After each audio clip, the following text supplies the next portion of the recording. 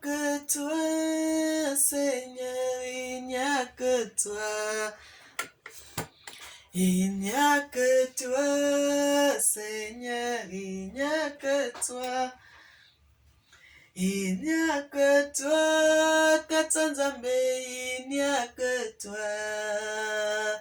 Il n'y a que toi, Tata, il n'y a que toi. Bien-aimés, je vous salue tous dans le précieux nom de notre Tata Nzambe. Il est bon, il est merveilleux. Il est digne d'être loué, il est digne d'être magnifié, il est digne d'être exalté. Le Seigneur est bon, il est merveilleux, il révèle sa bonté chaque jour, frères et sœurs. C'est pour cela que j'aime partager ce que le Seigneur nous révèle avec son peuple, avec ses enfants, avec mes frères et sœurs. Le Seigneur est bon, il est merveilleux, il est digne d'être loué, il est digne d'être magnifié, il est digne d'être exalté. Le Seigneur dit, venez à moi, vous tous qui êtes fatigués et chargés, et je vous donnerai du repos. Le Seigneur dit encore dans le livre de Jérémie 33, invoque-moi, je te répondrai, je te montrerai des mystères cachés que tu ne connais pas, frères et sœurs. C'est le Seigneur qui montre des mystères cachés que nous ne connaissons pas. Il y a des choses que nous connaissons, mais il y a des choses que nous ne connaissons pas. Et c'est le Seigneur qui révèle cela.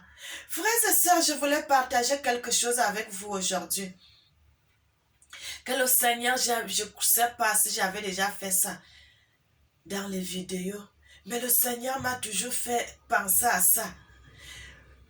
On dit dans les Écritures, frères et sœurs, le Seigneur Jésus, il est mort le vendredi, il est ressuscité le dimanche, il a fait 3 jours, frère. Mais je voulais qu'on puisse regarder cela ensemble entre vous et moi. On a toujours dit cela. Mais moi, j'ai toujours douté. Avant, je croyais, mais depuis un certain temps, je crois, j'avais déjà aussi fait une vidéo, j'ai commencé à douter, frère, c'est ça. Quelqu'un qui est mort le vendredi, mais il ne peut pas ressusciter le dimanche, frère, c'est ça. Parce que ça ne va pas lui faire les 3 jours. La personne qui est morte l'autre, il ne peut pas ressusciter le dimanche, frère, c'est ça, parce que ça ne va pas lui faire les 3 jours. Parce que si quelqu'un est mort le vendredi, samedi, ça va lui faire une journée. Samedi, dimanche, ça va lui faire 2 jours. Dimanche, lundi, c'est là où ça va lui faire 3 jours, frères et sœurs. Même dans la vie normale, frères et sœurs, regardez avec moi, dans la vie normale, quand on compte souvent le vendredi jusqu'à mardi. Nous, quand on était des enfants, ce qu'on comptait souvent, du vendredi jusqu'à mardi, ça faisait combien? 4 jours. On nous a toujours dit cela quand on compte à l'école. On compte du vendredi jusqu'à mardi, ça fait 4 jours. Et quand on compte souvent le vendredi, on dit, en ma langue, on dit vendredi. Quand on dit vendredi, on dit dimanche 2 jours. Donc dans 2 jours, ça sera dimanche. Soit de Melumbe. Donc dans 2 jours, ça sera dimanche. Mais ça veut dire que quand dimanche est dans 2 jours, ça ne pouvait pas faire 3 jours, frères et sœurs. Frères et sœurs, je suis votre sœur Mélanie. Je voudrais qu'on puisse partager, qu'on puisse parler de ça ensemble, frères et sœurs. Envoyez-moi vos commentaires, dites-moi ce que cela vous dit. Parce que quand vous vérifiez vous-même, même si c'est vendredi matin, mon frère, ma soeur, ça ne peut pas faire dimanche, 3 jours. Si c'est vendredi matin, ça va faire vendredi, samedi matin, ça fait une journée. Samedi matin, dimanche matin, ça va faire 2 jours. Dimanche matin, lundi matin, ça va faire 3 jours. Regardez très bien avec moi. Comptez vous-même aussi. De chez vous à la maison. Frères et sœurs, regardez cela, vous allez voir, vous allez comprendre que ça ne fait pas 3 jours. J'ai toujours calculé cela, j'ai toujours fait cela, j'ai toujours calculé, mais je trouve toujours que c'est 2 jours. Donc samedi, Du vendredi jusqu'à dimanche, là, ça ne pouvait pas faire 3 jours pour que le Seigneur puisse se ressusciter. Frères et sœurs, ça là déjà, c'est très grave, c'est un mensonge. Parce que si le Seigneur ne s'est pas réveillé et ressuscité le vendredi, parce que ça ne fait pas 3 jours, frères et sœurs, il y a déjà quelque chose qui cloche.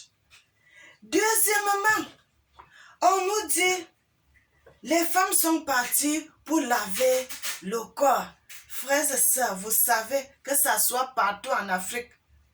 Je ne sais pas dans quel pays ça se passe, que quelqu'un qui est déjà mort, qui commence à sentir, et on revient encore, on lave le corps là. Comment est-ce que c'est possible? Comment est-ce que c'est possible, frères et sœurs? Quelqu'un qui est mort déjà, pour venir laver son corps, il va sentir. Il aura une odeur. Est-ce que c'est possible de rester aspirer cette odeur? Que les femmes sont revenues et les femmes se plaignaient que qui va leur ouvrir la porte pour qu'ils puissent embaumer le corps, pour qu'ils puissent mettre le parfum. Frères et sœurs, est-ce que vous, en Afrique, vous avez déjà vu ça, que quelqu'un qui est mort, on l'a enterré parce que embaumer quelqu'un, comme on l'a mis dans le cercueil, là, on a mis la pierre. Ça veut dire que en une autre version, ça veut dire qu'on l'a enterré. Est-ce que vous avez déjà vu en Afrique quelqu'un qu'on a enterré et puis on revient encore 2 jours après ou bien le lendemain pour enlever la terre, pour dire qu'on sortait ce corps du cercueil, on va laver ce corps et puis on va lui mettre du parfum? Ce n'est pas possible. Ça, c'est faux aussi. Frères et sœurs, envoyez-moi vos commentaires. Vous allez comprendre ces choses avec moi que ce n'est pas vrai. Je n'ai jamais vu ça en Afrique. Je n'ai jamais vu ça quelque part.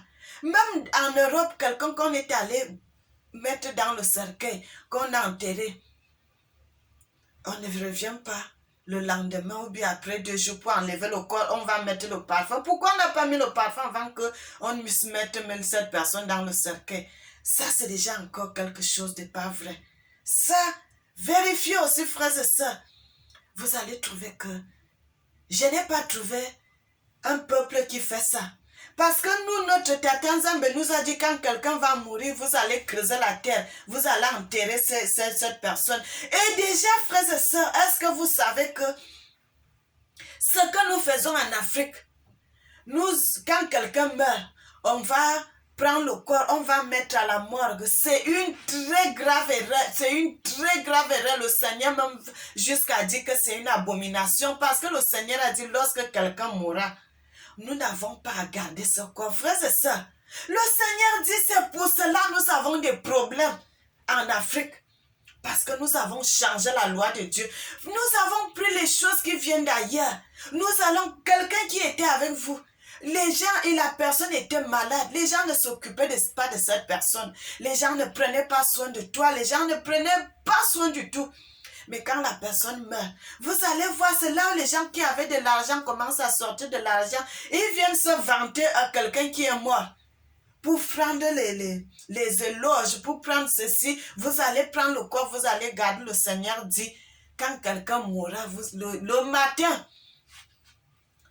le lendemain, vous allez creuser la terre, vous allez enterrer cette personne. Nous, quand on était des enfants, la personne qui mourait le soir, vous allez voir, on garde le corps. Très tôt le matin, les gens commencent déjà à creuser la terre. Le lendemain, on enterre cette personne. Il n'y avait pas ces choses qu'on vient garder le corps. Mais maintenant, aujourd'hui, quelqu'un meurt, on vient, on garde son corps. On garde son corps. Le Seigneur dit, ce n'est pas une bonne chose. Frères et sœurs, je vous dis ce que le Seigneur dit.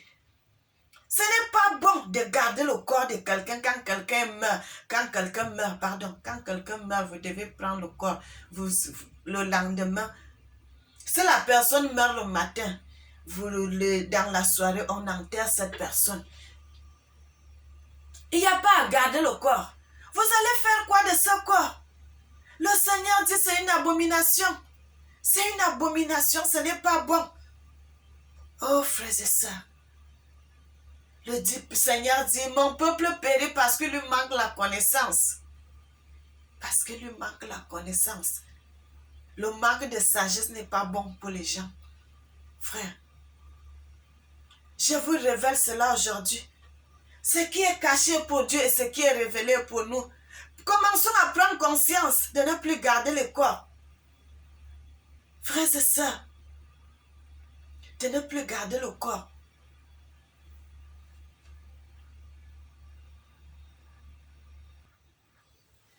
Bien-aimé, le Seigneur m'a fait voir une chose, frères et sœurs. Vous savez, nos présidents qui ont dirigé et qui continuent à diriger nos pays, frères et sœurs, la Bible dit toute autorité vient de Dieu. C'est pour cela, lorsque le Seigneur, moi, il me montre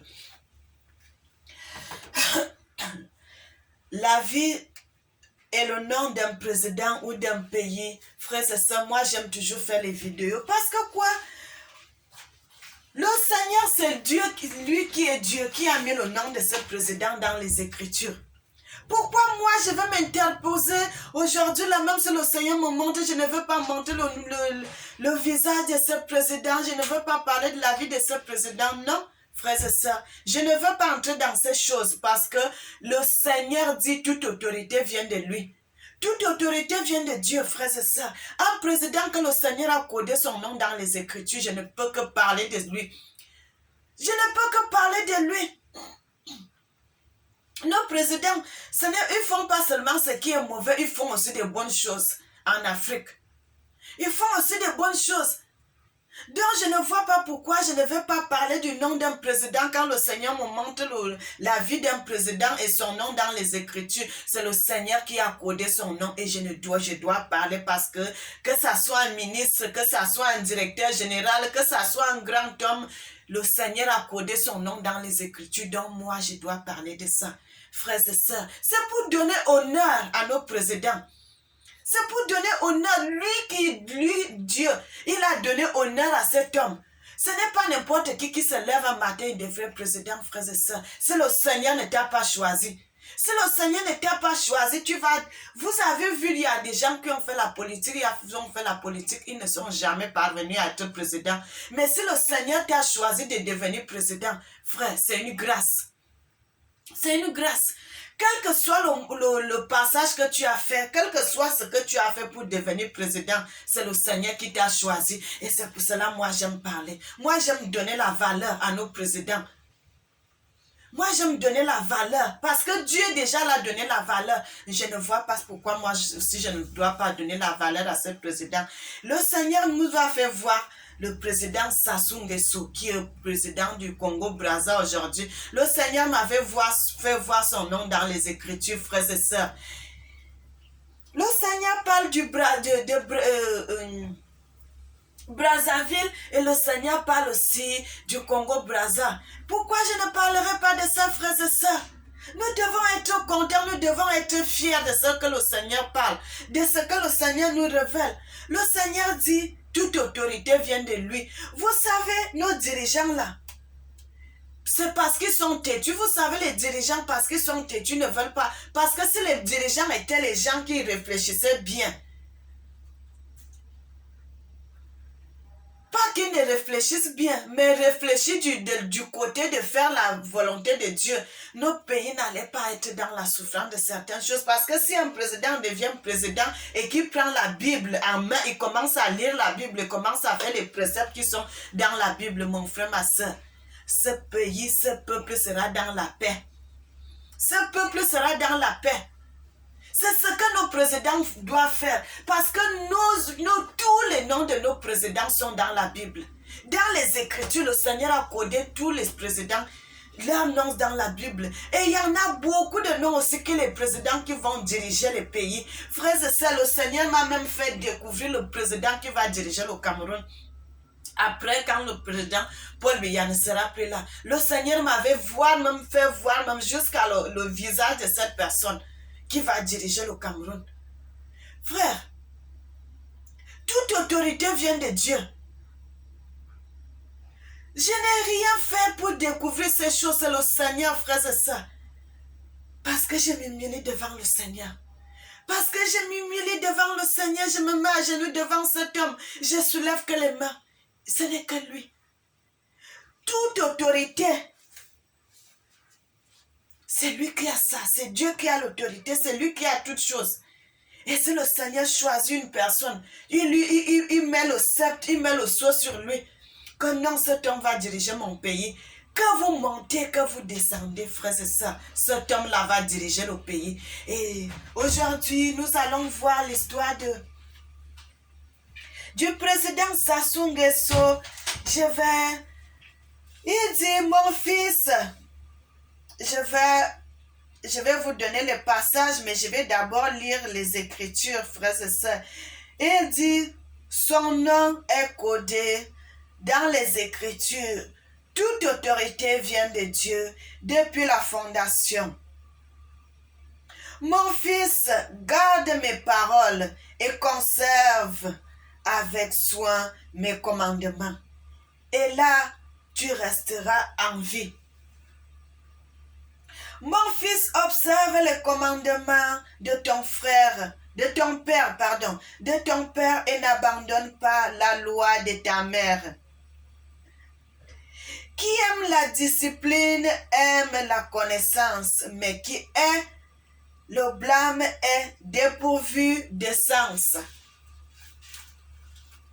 J'ai vu les hommes que Dieu a tout donné, la richesse, les biens matériels et la gloire, et qui ne manquent de rien pour son âme.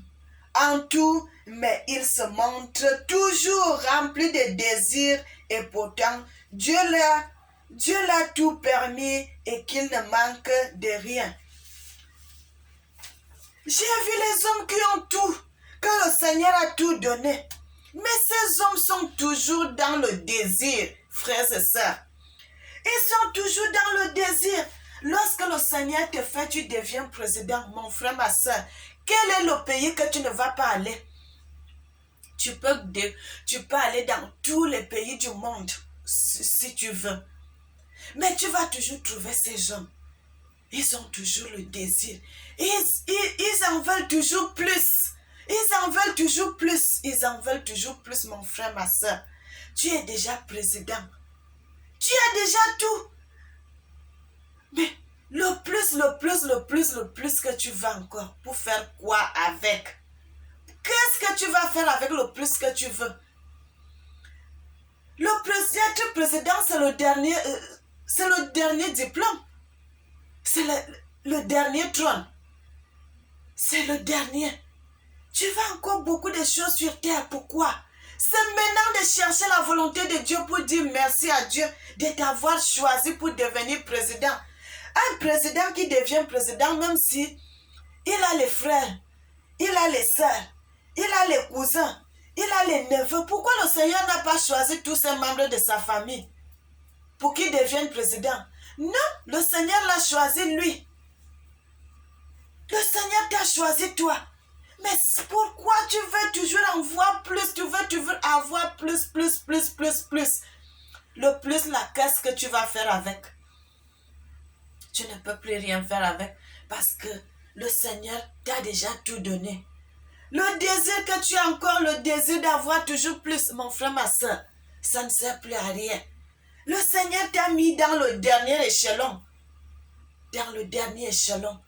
Donc, toi, ce que tu devrais faire, c'est de chercher la volonté de Dieu. De chercher comment diriger le peuple de Dieu. Comment diriger le peuple que Dieu t'a donné. Parce que ce peuple sont déjà tes enfants. Dirige-les avec un cœur de père. Comme si c'était tes propres enfants que tu as accouchés de ton ventre. C'est comme ça que tu dois diriger ce peuple. C'est comme ça que nos présidents devraient diriger nos pays. C'est comme ça, frères et sœurs. Un président qui devient président, tu n'as plus rien à prouver parce que tu as déjà tout. Tu n'as plus à chercher les désirs, les ceci, tout ça. Le Seigneur t'a déjà donné le dernier échelon. C'est comme ça. Et je suis en train de parler parce que le Seigneur m'a fait découvrir l'histoire du président Sassou Nguesso. Frères et sœurs, le Seigneur est merveilleux. Le Seigneur a mis cet homme pour diriger le Congo-Brazzaville. Frères et sœurs, le Seigneur est bon. Vous allez voir son histoire, frères et sœurs. Vous allez dans le livre de Jérémie 6, et le Seigneur va jusqu'à parler de Lari.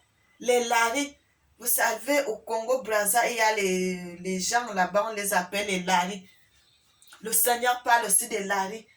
dans la Bible, frères et sœurs. Le Seigneur parle de Brazza. Et vous allez Extras 2, verset 61, vous allez trouver Barzillai. Barzillai qui est Brazzaville. Vous allez à l'autre, 1 Chronique 7, 36, vous allez trouver là-bas, le Seigneur parle de Sassou. Le président Sassou Nguesso, qui est président du Congo, Brazza aujourd'hui, le Seigneur a codé son nom dans les Écritures. Frères et sœurs, le Seigneur parle de lui dans les Écritures. Le Seigneur a laissé son nom dans les Écritures. Frères et sœurs, tous les présidents qui sont au pouvoir, et ceux qui seront, et ceux qui sont déjà passés, leurs noms sont dans les Écritures. Le Seigneur est bon, il est merveilleux, bien-aimé. Le Seigneur est bon. Le Seigneur les a donné la valeur en codant leur nom dans les Écritures. C'est pour cela, moi aussi, je leur donne la valeur en parlant d'eux. Parce que le Seigneur les a donné la valeur. Le Seigneur, si, frères et sœurs, si Dieu, qui est Dieu, te donne la valeur, même si les hommes ne te donnent plus la valeur, ça ne sert pas à grand-chose. Parce que Dieu, qui est le créateur de toutes choses, t'a donné la valeur. Mais nous aussi, nous devons obéir à cela. Parce que le Seigneur dit toute autorité vient de lui. Le Seigneur a donné la valeur à son président, notre papa Sassou Nguesso du Congo-Brazza. Le Seigneur l'a donné la valeur. Il a codé son nom dans les Écritures. Nous devons seulement dire merci à Dieu. Nous devons dire merci à Dieu d'avoir fait cela. Parce qu'aujourd'hui, le Congo-Brazza est dans la paix, frères et sœurs. Il n'y a pas la guerre au Congo-Brazza. Il n'y a pas la guerre. Nous devons dire merci. Nous devons dire merci, frères et sœurs. Le Seigneur a mis cet homme pour qu'il puisse diriger le Congo-Brazzaville. Et qu'est-ce que nous devons faire? Nous devons soutenir. Nous devons soutenir, frères et sœurs. C'est le Seigneur qui choisit quelqu'un pour mettre dans le pouvoir. Et c'est le Seigneur aussi qui va décider quand est-ce que cet homme ne sera plus président. Nous, on n'a rien à faire, frères et sœurs. Vous allez voir, les gens vont faire les crises. Les gens vont faire les ceci. Les gens vont faire ça. Si ce n'est pas la volonté de Dieu, ça ne marchera pas. C'est le Seigneur lui-même qui va dire aujourd'hui, là, il connaît quand est-ce que son pouvoir va finir. Et c'est le Seigneur qui va dire qu'aujourd'hui, là, il quitte le pouvoir, oui. Mais sans le Seigneur, qu'est-ce que nous on peut faire? On ne peut rien faire. Mais c'est seulement que ces présidents, quand ils sont au pouvoir, ils doivent diriger ces pays où le Seigneur l'a établi chef. Tu es chef, vous devez diriger le pays comme chef de famille, comme un papa dirige ses enfants à la maison, il donne les ordres, il dirige avec bon cœur. Quand il faut blâmer, tu blâmes. Quand il faut faire du bien, il faut faire du bien. Frères et sœurs, le Seigneur dit, nos présidents doivent aimer son peuple. Les présidents doivent aimer leur peuple. Parce qu'un président qui aime son peuple, il va bien diriger le peuple que le Seigneur l'a donné. Frères et sœurs,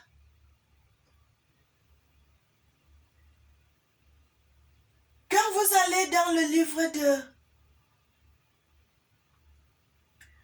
l'autre, je vous ai tout dit, frères et sœurs. Vous allez voir ce que le Seigneur dit dans les Écritures. Salomon a dit, si quelqu'un veut diriger le peuple, comment il doit se comporter? Quand vous allez dans Proverbe, vous allez trouver ça, Proverbe 1, Proverbe 7, à partir du verset 1. Si vous allez dans le livre de Proverbe 12, verset 1, vous allez trouver, et si vous allez dans Ecclésiaste 1, frères et sœurs, vous allez trouver ce que le Seigneur nous dit dans les Écritures, comment un président doit se comporter. Nos présidents, ils doivent lire la Bible pour comprendre les Écritures. S'ils lisent la Bible, ils comprennent les Écritures, vous allez voir ces présidents-là vont bien diriger parce qu'ils sauront ce qui est mauvais et ils sauront ce qui est bon. Ils vont dans le Deutéronome, ils vont voir les malédictions et les bénédictions qui sont codées dans les Écritures. Et c'est là où ils feront du bien. Ils dirigeront bien le peuple. Ils dirigeront bien les nations. Ils dirigeront bien le peuple que le Seigneur l'a donné. Frères et sœurs, c'est ce que je voulais partager avec vous. Ce que le Seigneur m'a fait découvrir dans les Écritures.